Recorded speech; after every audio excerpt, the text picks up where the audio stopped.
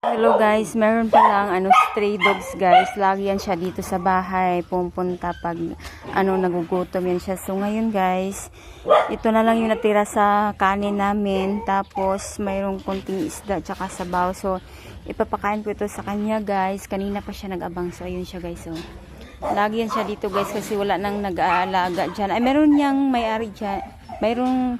May-ari niyan kaso hindi inaalagaan. So ayan siya guys, si Doggy matanda, senior dog na yan siya.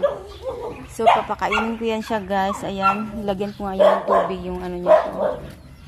Naglagay ko ng tubig para magmauhaw siya. Mag-iinom siya dito.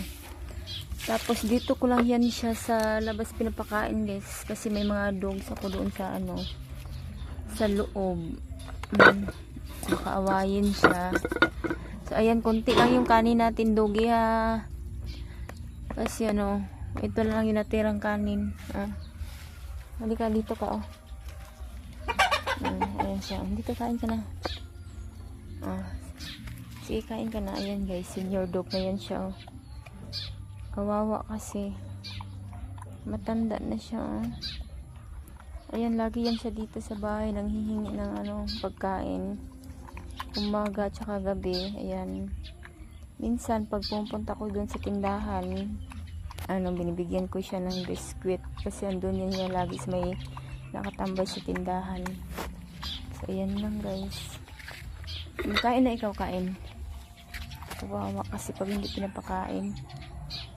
Sana mayroon akong maraming pera para lahat ng mga stray dogs at saka stray cats makakain.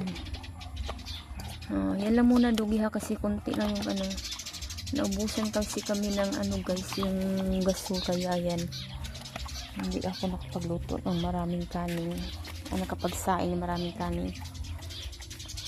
Busin mo na yan, tapos yan mamayang gabi guys, babalik na yan siya ulit pag pag hapunan na. Yung niya. Ming, tapos na kayong kumain, Ming. Pasok na. Bye-bye, Doggy.